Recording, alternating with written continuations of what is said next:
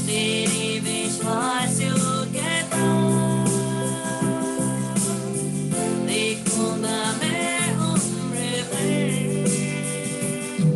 मैं हाथ उठा कर गाऊंगा, यीशु तेरा नाम रहे ऊंचा।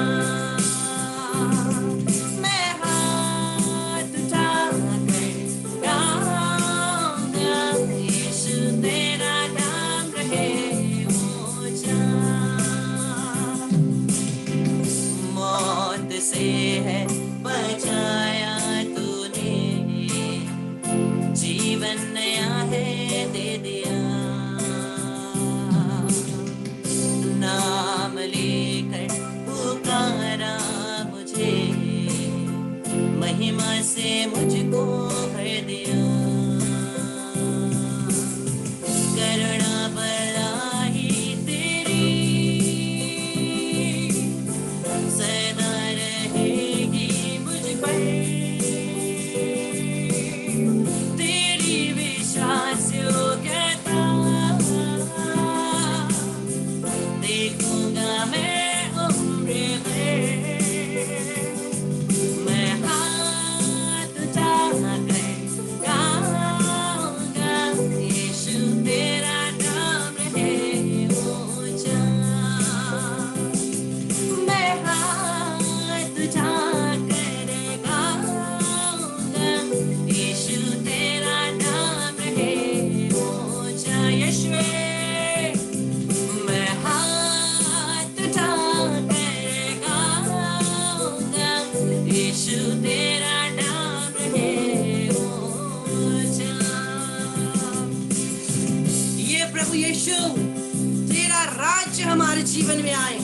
हम तेरी स्तुति प्रशंसा महिमा करते हैं प्रभु, क्योंकि तू सभी स्तुति के योग्य ईश्वर है, सभी महिमा के योग्य परमेश्वर है, क्योंकि तू मसीहा है, हमारे जीवन के राजा, हमारे प्रभुओं के प्रभु, राजाओं के राजा, ईश्वर, महान जीवित खुदावन। हम तेरी आराधना, तेरी स्तुति, तेरी महिमा करते हैं, तुझे धन्यवाद देते हैं पिता, क्योंकि तूने हमारे लिए अपने पुत्र को भेजा। और हे पुत्र मसीहा, हमारे जीवन में वास करना, पवित्र आत्मा हमें अपने फल वरदानों से परिपूरित करना, ताकि हम तेरे वचन के अनुसार जीवन जी सके।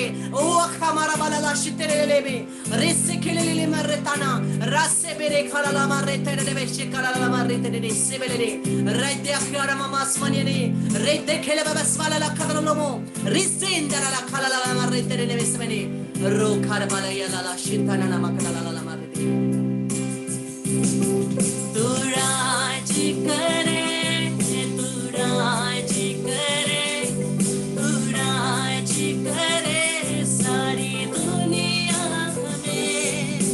कूटनीति के सारे कूटनीति के, कूटनीति के यीशु नाम के लिए। तू राज करे, तू राज करे, तू राज करे सारी दुनिया में। कूटनीति के सारे कूटनीति के, कूटनीति के यीशु नाम के लिए।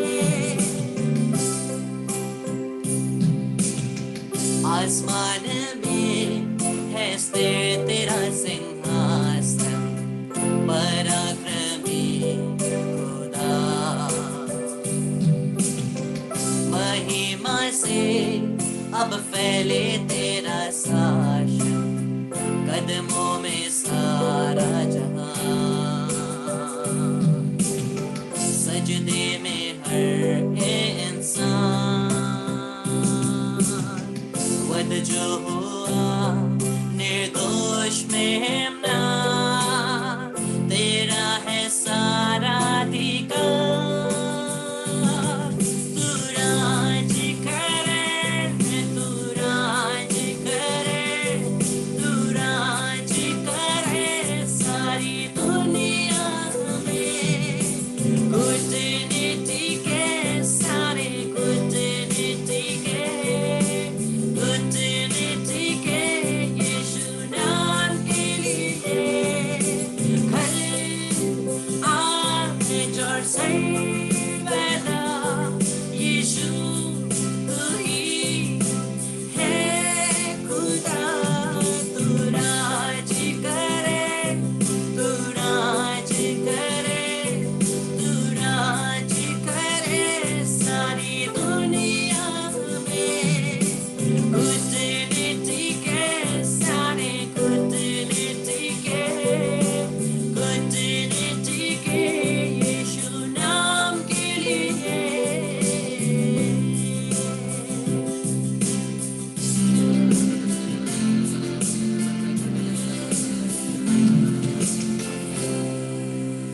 Praise the lord, hallelujah, hallelujah.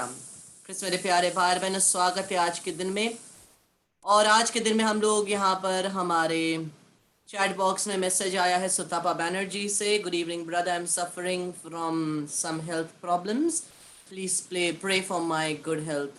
यीशु के लहू से अपने आप को, मेरे परिवार को यीशु के लहू से बांधते हुए और यीशु के यूकरिस्त हृदय में समर्पित करते हुए मैं प्रार्थना करता हूँ सुतापा आपके लिए, यीशु के नाम से। परमेश्वर के 5 उसके पुत्र के शरीर के 5 घावों के द्वारा यीशु के नाम से be healed in the name of Jesus. I command you, I wash you with the blood of Jesus from the crown of your head to the soles of your feet. और यीशु के लहू के द्वारा आप अपने शरीर में इम्यूनिटी पाएं, आप अपने शरीर में स्वस्थता पाएं और प्रभु आपको आशीष दे और पूरा चंगाई करे। यीशु के नाम से मां मरियम के निष्कलंक हृदय के द्वारा प्रार्थना करते हैं, आमीन। Praise the lord, hallelujah. मेरे प्यारे भाई और बहनों, और हम लोग आज वचनों को देखते हैं जो प्रभु हमारे सामने लाना चाहते हैं। हम लोग शुरू करते हैं लूकस के सुसमाचार अध्याय 18 पद संख्या 35 से पढ़ते जाएंगे। लूकस का सुसमाचार अध्याय 18 पद संख्या 35 से पढ़ते जाएंगे। वचन कहता है, जब वह यरीहो के निकट पहुंचा तो एक अंधा सड़क के किनारे बैठा हुआ भीख मांग रहा था, और वह भीड़ के चलने की आहट सुनकर पूछने लगा, यह क्या हो रहा है? उन्होंने उसको बताया कि यीशु नाजरी जा रहा है। तो ये जेरिको नगर, जब हमारे सामने जेरिको नगर का नाम आता है, हमें याद है पुराने नियम में क्या हुआ। परमेश्वर ने इजरायलियों को जेरिको नगर प्रदान किया। कैसे? 7 बार उस यरीको नगर के आसपास 7 दिन तक परिक्रमा करना, और 7वां बार परिक्रमा करने के बाद जोर से स्तुति करना, और वो जो यरीको नगर का दीवाल है वो गिर जाएगा और वो नगर तुम्हें प्रदान किया जाएगा। मेरे प्यारे भाई और बहनों, यरीको नगर का ये कहानी हमें पता है, और यही यरीको नगर के पास हम लोग देखते हैं, यही यरीको नगर के पास एक अंधा व्यक्ति बैठा है। लॉन्गिनस इसका नाम है, क्योंकि हम लोग इसी लॉन्गिनस को हम लोग मार्कुस के सुसमाचार अध्याय 10 पद संख्या 47 में देखते हैं। इसी के प्रार्थना को हम लोग बोलते हैं, और यही दृष्टांत हम लोग यहाँ पर हम लोग थोड़े लंबे रूप से और थोड़ा डिस्क्रिप्टिव रूप से हम लोग देखेंगे। और हम लोग देखते हैं कि जब वह यरीको नगर को निकट पहुंचे तो एक अंधा सड़क के किनारे बैठा हुआ भीख मांग रहा था। जिस प्रकार से यरीको नगर में दीवार थी, वैसे ही इस व्यक्ति के जीवन में भी दीवार है। क्या है? उसका अंधापन। और यही दीवार के कारण वो यीशु को नहीं देख पाता। वो सुन रहा है, बहुत भीड़ हो रही है, बहुत नारे लगाए जा रहे हैं, लेकिन उसके सामने ये दीवार है, उसके सामने ये अंधापन है, जिसकी वजह से वो देख नहीं सकता है। और हम लोग यहाँ पर वचन को आगे देखते हैं, और वह भीड़ के चलने की आहट सुनकर पूछने लगा। भीड़ की आहट सुनकर वो पूछने लगा। क्या पूछने लगा? वचन हमें कहता है, और उन्होंने, यह क्या हो रहा है? उसने पूछा, ये क्या हो रहा है? बेचारा अंधा है, देख नहीं पाता है। उन्होंने उससे बताया कि यीशु नाजरी जा रहा है, नाजरेत का यीशु यहाँ से जा रहा है। उन्होंने इतना ही कहा, नाजरी यीशु यहाँ से जा रहा है। और आगे हम लोग वचन देखते हैं 38वें वचन में, इस पर वह कहते हुए पुकार उठा, ईसा दाऊद के पुत्र मुझ पर दया कीजिए, ईसा दाऊद के पुत्र मुझ पर दया कीजिए। और क्या होता है? आगे चलने वाले उसे चुप कराने के लिए डांटते थे, किंतु वह और भी जोर से पुकारता रहा, दाऊद के पुत्र मुझ पर दया कीजिए। देखिए कृष्ण मेरे प्यारे भाई और बहनों, जब उसने पुकार कर कहा ईसा दाऊद के पुत्र, अब लोग उसे डांट रहे हैं, उसे फटकार रहे हैं, बोल रहे चुप रहो। लेकिन यहां पर केवल वो नहीं है जो चिल्ला रहा है। जो जितने भी लोग यहां पर यीशु के साथ चल रहे हैं, भीड़ में प्रोसेशन जा रहे हैं, जरूर सभी यीशु का जय जयकार लगा रहे हैं। और जब उसने पूछा ये कौन है, ये क्यों भीड़ जा रही है, किसी ने कहा यीशु नाजरी, नाजरत के यीशु, इतना ही कहा था। लेकिन वो क्या चिल्ला उठाता है? ईसा, यीशु दाऊद के पुत्र। किसी ने भी उसे नहीं कहा था कि दाऊद के पुत्र है, सभी बोल रहे थे ईसा नाजरी, लेकिन वो कहता है ईसा दाऊद के पुत्र है। इसीलिए लोग उसको चुप करा रहे हैं। क्यों? क्योंकि लोग जानते हैं कि ये ईसा नाजरी है, लेकिन वो विश्वास नहीं कर रहे हैं कि ये दाऊद का पुत्र है, क्योंकि प्रोफेसी के अनुसार, भविष्यवाणी के अनुसार दाऊद के वंश से मसीहा आने वाला है। इसीलिए लॉन्गिनस इसी मसीहा को पुकार रहा है, ईसा दाऊद के पुत्र। लोग यीशु के पीछे पड़े हुए हैं, लोग यीशु का पीछा कर रहे हैं, फिर भी वो विश्वास नहीं करते हैं कि यीशु दाऊद के पुत्र हैं। बहुत सारे लोग क्या चाहते हैं? बहुत सारे लोग यीशु के पास जाना चाहते हैं, उसके कपड़े को छूना चाहते हैं, यीशु के उसको नजदीक उसके आंखों के सामने आना चाहते हैं। वो प्रोबेबली चंगाई चाहते हैं, प्रोबेबली छुटकारा चाहते हैं, डिलीवरेंस चाहते हैं, वो आशीष चाहते हैं, इसलिए वो यीशु के पास है।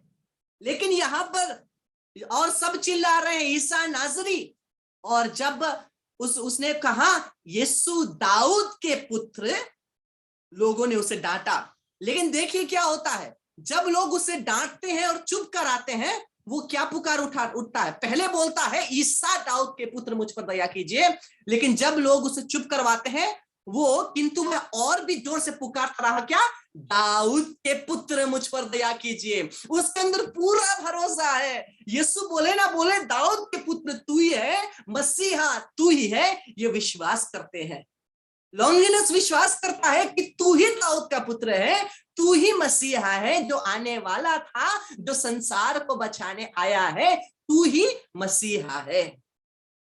और वचन आगे कहता है ईसा ने रुक कर उसके पास ले आने को कहा। जब वह पास आया तो ईसा ने उसे पूछा। कृष्ण मेरे प्यारे भाई बहनों, बहुत सारे लोग कितने मीलों दूर से प्रभु के पीछे चलते आ रहे हैं, दौड़ते आ रहे हैं, नारे लगा रहे हैं और प्रभु को बुला रहे हैं, पुकार रहे हैं, ईसा नासरी हम पर दया कीजिए, ईसा हम पर दया कीजिए। लेकिन यीशु उन सभी को नहीं सुनता। जैसे वो कहता है, यह अंधा व्यक्ति लॉन्गिनस कहता है ईसा दाऊद के पुत्र, यीशु थम जाते हैं, रुक जाते हैं, क्योंकि दूसरे लोग जो यीशु के पीछे हैं वो केवल यीशु को ऐसे जानते हैं कि ये यीशु है, इसके पास, ये यीशु के पास शक्तियां हैं जो चंगाई करता है, इसके पास शक्तियां हैं जो छुटकारा देता है, शैतान को निकालता है। लेकिन उन्होंने अभी तक ये विश्वास नहीं किया था कि यह दाऊद के पुत्र है, ये प्रॉमिस किए गए, वादे किए गए मसीहा है। लेकिन जब ये लॉन्गिनस चिल्ला उठता है दाऊद के पुत्र, यीशु थम जाते हैं। और जिन लोगों ने लॉन्गिनस को चुप कराने की कोशिश कर रहा है, उन्हीं लोगों को यीशु बोलता है उसको मेरे पास लेकर आओ। जब आप पूर्ण हृदय से विश्वास करेंगे ईसा ही प्रभु है, वही मसीहा है, जितने लोग आपके विरुद्ध काम कर रहे हैं ना, वही लोग आपके फेवर में काम करना शुरू करेंगे। जितने लोग आपके विरुद्ध हैं वही लोग आपके फेवर में काम करेंगे। जितने लोग प्रभु के रास्ते में आपके लिए बाधा बन के खड़े हैं, वही लोग आपको प्रभु के पास पहुंचने के लिए एक स्टेपिंग स्टोन बनेंगे, रास्ता बनेंगे, अगर पूर्ण हृदय से विश्वास करते हैं। लेकिन यही हमारी कमी है, हम इन लोग जैसे हैं जो कहते हैं ईसा नासरी है लेकिन दाऊद के पुत्र नहीं। हम लोग हमारे जीवन में बहुत सारे चमत्कार एक्सपेक्ट करते हैं, मिरेकल्स एक्सपेक्ट करते हैं। हम लोग चाहते हैं प्रभु हमारे जीवन में कृपाएं दे, आशीष दे, वरदान दे, क्योंकि हम लोग यही चाहते हैं, प्रभु के अनुसरण करते हैं। लेकिन हम लोग पूर्ण हृदय से विश्वास नहीं करते हैं कि ये मुझे बचाने वाला मुक्तिदाता यीशु मसीहा है, यीशु मसीहा है। इसलिए किस मेरे प्यारे बार बार हमारे जीवन में चंगाई नहीं होती है। हम लोग स्तुति कर रहे हैं, हालेलुया हालेलुया, यीशु तेरी जय, यीशु तेरी स्तुति, परमेश्वर तेरी जय। लेकिन क्या हम विश्वास कर रहे हैं? हम क्या बोल रहे हैं?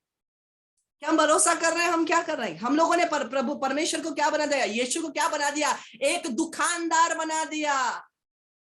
यीशु को मैंने और आपने एक दुकानदार बना दिया। जब मुझे और आपको कृपा की जरूरत है, जाएंगे और थोड़ा सैक्रिफाइस करेंगे, थोड़ा सा उसको ब्राइब करेंगे, उसको थोड़ा सा क्या बोलते हैं, हम लोग घूस देंगे ये उपवास के द्वारा या कुछ प्रार्थना के द्वारा, और जब कृपा मिल गई निकल जाएंगे वापस। जब प्रभु को चाहिए वापस आएंगे। क्यों? क्योंकि मुझे चंगाई चाहिए। क्यों? क्योंकि मुझे छुटकारा चाहिए। क्यों? क्योंकि महामारी के समय में रक्षा चाहिए, इसीलिए मैं प्रभु के पास आऊंगा। बाकी के वक्त मुझे प्रभु के पास आने की जरूरत नहीं है, क्योंकि वो मुझे बचाने वाला मसीहा नहीं, वो केवल एक दुकानदार है जिसके पास शक्तियां हैं मुझे चंगाई देने के लिए, मुझे छुटकारा देने के लिए, मुझे अभिषेक देने के लिए। बस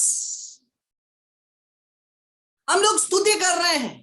जैसे मैंने कल संत पौल के पत्र में दिखाया आप लोगों को, संत पौल कहता है अगर मेरे हृदय में प्यार नहीं है तो मैं झंझनाता हुआ झांझ और ठनठनाता हुआ बर्तन हूं। यही मैं और आप है। मैं और आप यही बन रहे हैं, झंझनाता हुआ झांझ और ठनठनाता हुआ बर्तन। क्योंकि हमारे हृदय में प्यार नहीं है, हमारे हृदय में प्रभु के प्रति प्यार नहीं है, वो रिश्ता नहीं है। केवल हमें चंगाई चाहिए, मिरेकल चाहिए, छुटकारा चाहिए। जब चाहिए आएंगे, जब चाहे नहीं चाहिए गुम हो जाएंगे। फिर मेरे प्यारे भाई बहनों, ये रिट्रीट कंटिन्यू चल रहा है, 7 महीने 8 महीनों से कंटिन्यू चल रहा है। लेकिन जब बीच में जब कोविड का समय था, हम लोगों ने शुरू किया था लॉकडाउन का समय, भर्ती जब थोड़ा कम हुआ, नॉर्मल हुआ 7-8 जन, अभी फिर वापस। क्योंकि हम लोग डरे हुए हैं, हम डरे हुए हैं। यही संरक्षण पाने के लिए, यही आशीष पाने के लिए। कृष्ण मेरे प्यारे भाई बहनों, मैं किसी को दोषी नहीं कर रहा, मैं किसी को कुछ डायरेक्ट नहीं बता रहा। केवल जो प्रभु मुझे दिखाते हैं वही मैं आपको बताने की कोशिश कर रहा। मैं और आप सबसे पहले एक रिश्ता बनाने की कोशिश करें। विश्वास करें कि वो मसीहा है, विश्वास करें कि वो मेरा प्रभु है। दिल में ठान ले, जब हम स्तुति करते हैं, जब हम महिमा करते हैं, हृदय से विश्वास करें कि हम क्या बोल रहे हैं। हम लोग बोलते हैं यीशु मैं आपको मेरा जीवन समर्पित करता हूं, ए जीवन तुम्हारे दिलाम की देबो बोलो आय, जा আমার ছবি তোমার प्रभु नाम ए उपहार। जो मेरा है वो तेरा है, इस उपहार को प्रभु ले ले। लेकिन जैसे ही ये प्रार्थना सेशन खत्म, जो मेरा है वो मेरा है, जो तेरा है वो तेरा है, रखना, मैं अपने रास्ते चला। ये हमारे जीवन का हालत है, ये हमारे जीवन का हालत है। केवल स्तुति महिमा के समय प्रभु मैं आपको स्तुति करता हूं, मैं अपना जीवन तुझे देता हूं, मैं अपने आप को तुझे समर्पित करता हूं। अगर मैं और आप अपने आप को उसको समर्पित करते हैं, उसके वचन के अनुसार भी जीवन जिए, उसके वचन के अनुसार भी चले। केवल स्तुति के वक्त हम लोग ठनठनाते हुए झांझ और हम लोग झंझनाते हुए झांझ और ठनठनाते हुए बर्तन की तरह हम लोग बोलते हैं। ये हमें चेक करना है। इसलिए प्रभु मुझे और आए, इसलिए देखिए वचन क्या कहता है।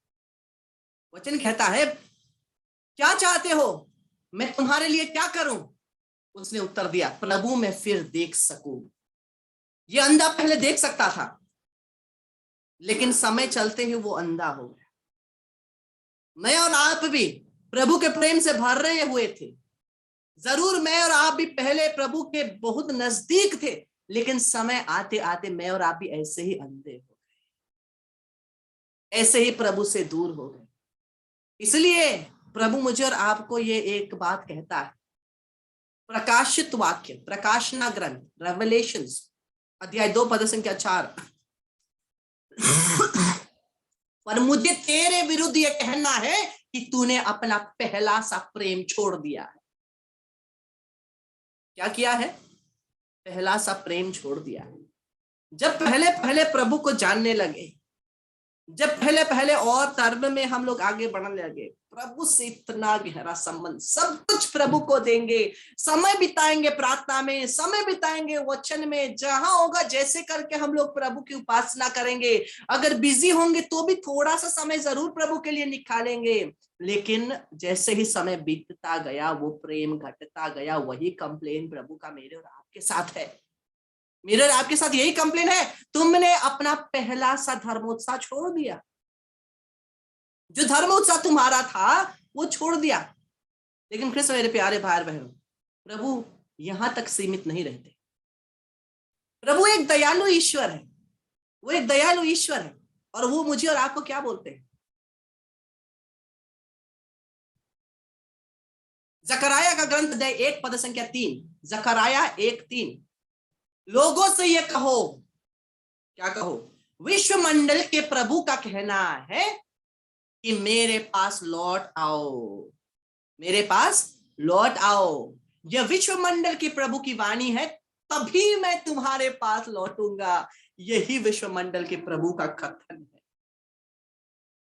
अंधे व्यक्ति ने कहा, प्रभु मैं फिर से देख सकूं, मेरी दृष्टि फिर से मुझे वापस आ जाए, प्रभु मैं फिर से तेरी उपस्थिति में प्रवेश कर सकूं, मैं फिर से तेरी उपस्थिति का प्रेम अनुभव कर सकूं जो मैं पहले करता था। प्रभु कहते हैं, तुम मेरे पास लौट आओ, तभी मैं तुम्हारे पास लौटूंगा। जब तक इस लॉन्गिनस ने चिल्लाकर विश्वास कर नहीं कहा, ईसा दाऊद के पुत्र मुझ पर दया करना, तब तक उसकी दृष्टि नहीं खुली। वैसे ही जब तक मैं और आप दीनहीन होकर हृदय निर्मल कर उसके पास वापस नहीं आएंगे, तब तक हमारे जीवन में प्रभु की उपस्थिति नहीं हो सकती। इसलिए प्रभु का वचन आगे भी कहता है, क्या?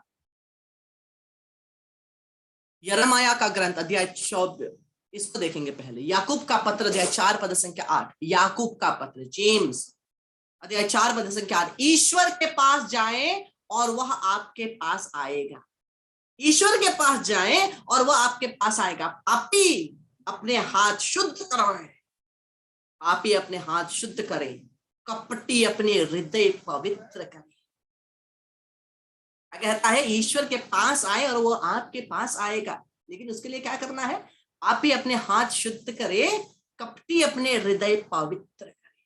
प्रभु चाहता है मुझे और मैं और आप पवित्र, हम लोग पाप स्वीकार करें, हम लोग शुद्ध हो जाएं, और ऐसे करके जब हम लोग प्रभु के पास आएंगे तो क्या होगा? ये होगा। यिर्मयाह का ग्रंथ अध्याय 24 पद संख्या 7, मैं उनको ऐसी बुद्धि दूंगा, मैं उनको ऐसी बुद्धि दूंगा कि वह समझेंगे कि मैं ही प्रभु हूं। प्रभु हमारी नजर को खोल देंगे। जिस प्रकार से ये दृष्टि वापस मांग रहा है लॉन्गिनस, वैसे ही प्रभु मेरे और आपकी दृष्टि को भी फिर से खोल देंगे। समझ सकूं कि मैं ही प्रभु हूं। हमारी आंखें खुल जाएंगे कि हम लोग देख पाएंगे और समझ पाएंगे और जान पाएंगे, यही हमारा ईश्वर, वह मेरी प्रजा होंगे और मैं उनका ईश्वर होऊंगा। वो मेरी संतान होंगे, मैं उनका बाप होऊंगा। प्रभु कहता, क्योंकि वे सारे हृदय से मेरी ओर उन्मुख हो जाएंगे, पूरे हृदय से वो मेरी तरफ मुड़ेंगे, मुझसे उधर मुंह नहीं करेंगे। मैं और आप ज्यादातर क्या होते हैं? उससे उन्मुख हो जाते हैं, उससे हम लोग मुड़ लेते हैं, लेकिन हमें उस तरफ मुड़ना, उससे पीछे नहीं हटना। वैसे मेरे प्यारे भाई और बहनों, जब मैं और आप स्तुति करें, हम लोग जाने हम किसकी स्तुति करें। हम लोग एक एक वचन जो हम लोग मुख से निकालते हैं, उसको हम लोग, उसका मतलब हम लोग समझे और उसको हम लोग अपने जीवन में अपनाए भी। जब बोल रहे प्रभु मैं आपको सर्वस्व प्रदान करता हूं, अपने जीवन को तुझे समर्पित करता हूं, इसका मतलब है कि प्रभु मैं आपके ही अनुसार जीवन जीना चाहता। अगर मैं और आप उनके अनुसार जीवन जीने के लिए तैयार नहीं है, तो हम लोग ये बात ना बोले, नहीं तो हम लोग वही झंझनाते हुए झांझ और ठंडनाते हुए बर्तन बनेंगे।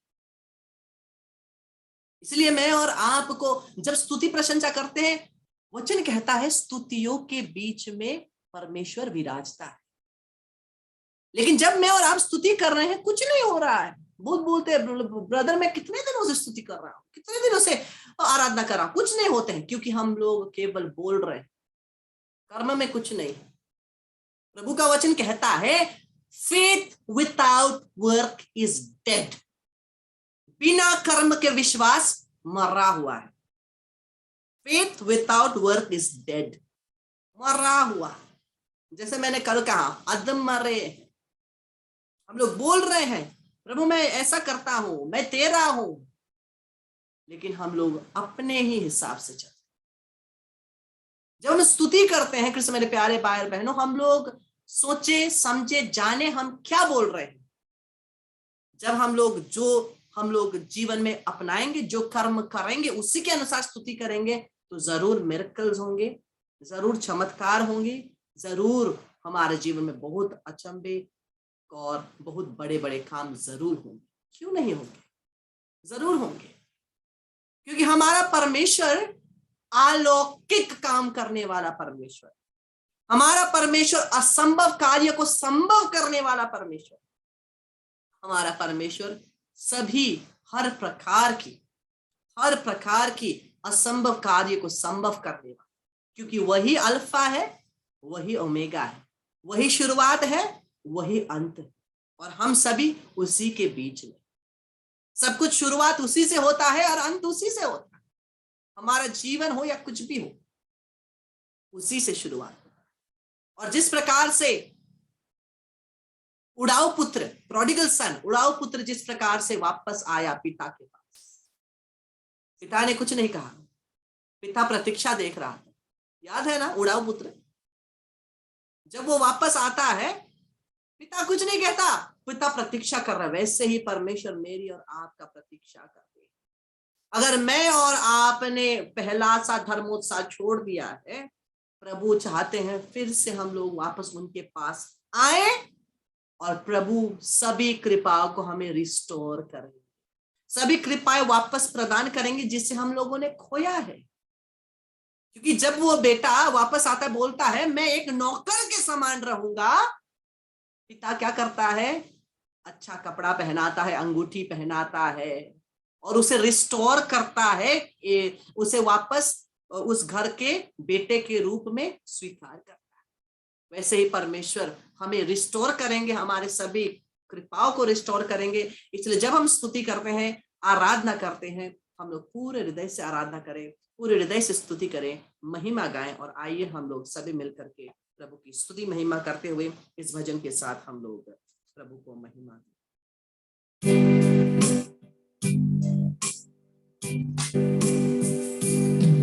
तुम सा कोई नहीं,